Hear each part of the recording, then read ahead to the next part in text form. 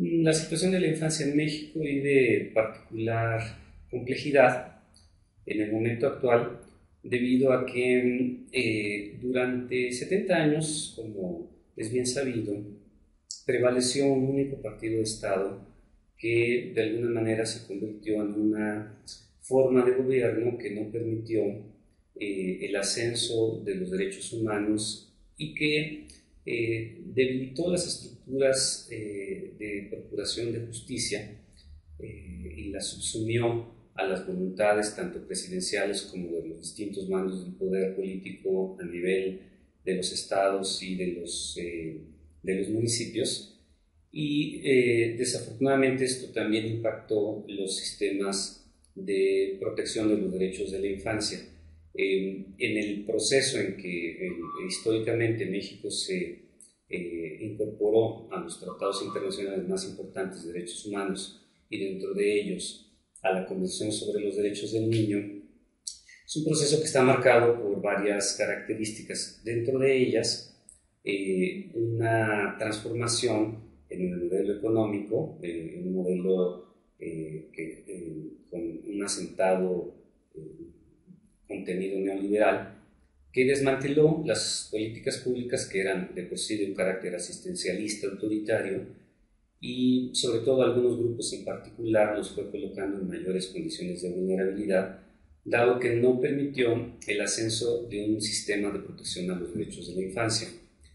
En este proceso también se da la transformación o el cambio del régimen político que permite por fin la alternancia en el poder hacia un partido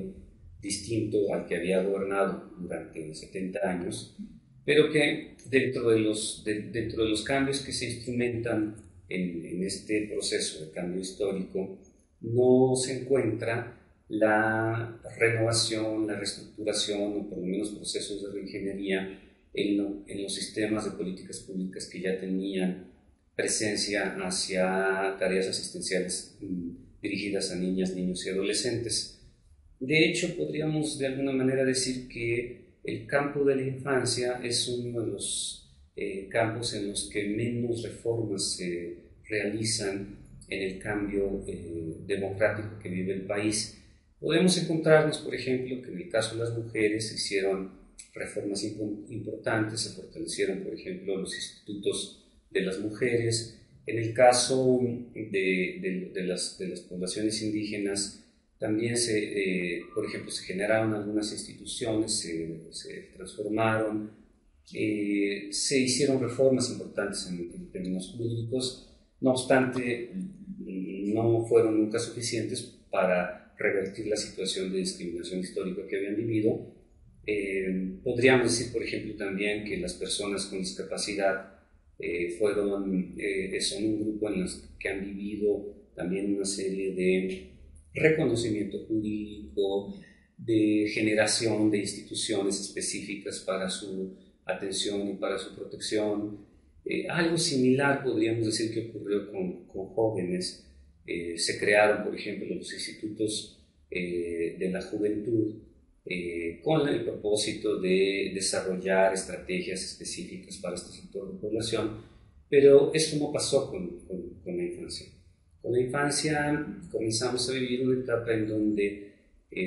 las políticas públicas centralizadas en una principal institución que es el Sistema para el Desarrollo Integral de la Familia DIF, comenzó de alguna manera a descentralizarse, pero esta descentralización no significó una modificación en las viejas prácticas que ya se venían desarrollando durante todo el régimen político anterior, y que estaba marcado por aspectos tanto simbólicos como prácticos. Por ejemplo, en lo simbólico, el hecho de que las esposas de los presidentes de la República, de los gobernadores o de los presidentes municipales se encargaran de ser quienes de alguna manera dirigían a estas instituciones. Es una práctica que no se ha transformado y eso ha provocado que no se rompa, digamos, este componente simbólico asistencial. Pero por otro lado, se trata de instituciones que fueron creadas justamente para brindar asistencia social y que en todo caso en el 2006 se promueve una reforma que lo que incorpora es la obligación de que esta sea la institución que atienda a los derechos de la infancia, como algo inserto dentro de las tareas asistenciales, pero no la asistencia como parte de los derechos humanos, sino los derechos humanos como parte de la asistencia. Es como la inversión del enfoque de derechos de la infancia dentro, subsumido dentro del enfoque de necesidades, y eso por supuesto habla de la lógica con la que siguen operando la mayor parte de las políticas públicas dirigidas al sector infantil. México tenía ya una tradición fuerte de violencia hacia niños y niñas, con problemas graves como el hecho de que somos un país en el que todavía no existen encuestas con datos desagregados sobre los tipos, las dimensiones de la violencia, por ejemplo, a nivel municipal, a nivel estatal o a nivel nacional. La única encuesta que se ha realizado fue en 2006 por parte del Sistema para el Desarrollo Integral de la Familia, DIF, y solo recoge algunas percepciones de algunos sobre violencia, por ejemplo sobre maltrato, que hablan de que, por ejemplo, 8.5 millones de niños en México crecen en un entorno de gritos e insultos,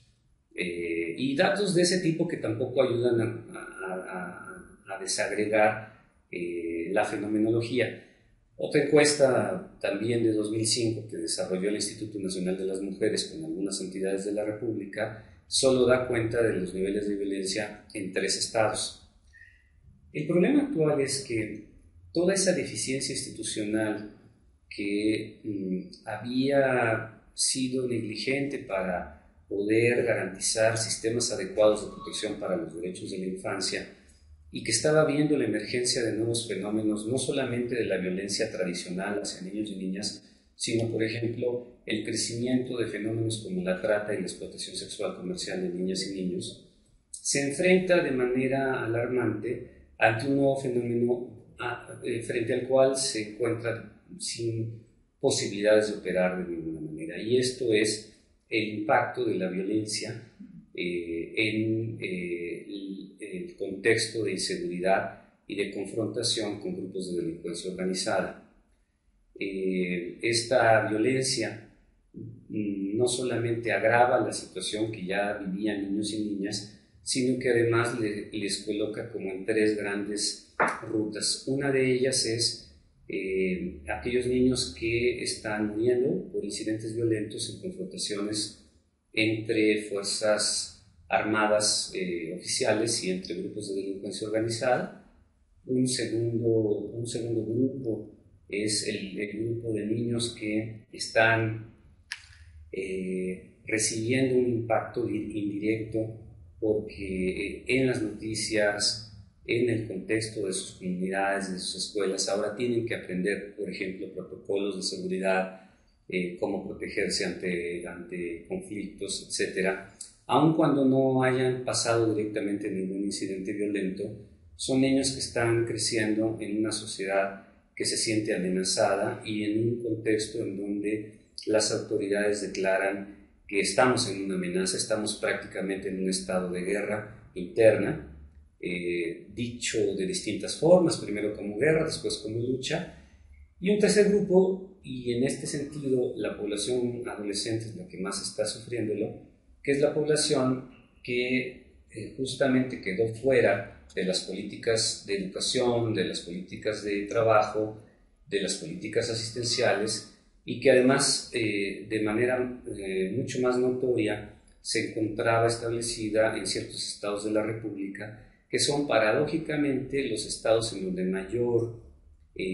presencia de grupos organizados se encuentra y que están siendo incorporados a los grupos de delincuencia organizada, o también que se están viendo obligados ahora a través de ciertas políticas promocionales a formar parte de las Fuerzas Armadas. Esto, por supuesto, es un contexto en donde los niños son víctimas en estos 3 sentidos, y desafortunadamente estas poblaciones están siendo vistas como delincuentes potenciales, y las políticas están siendo regresivas en términos criminalizantes.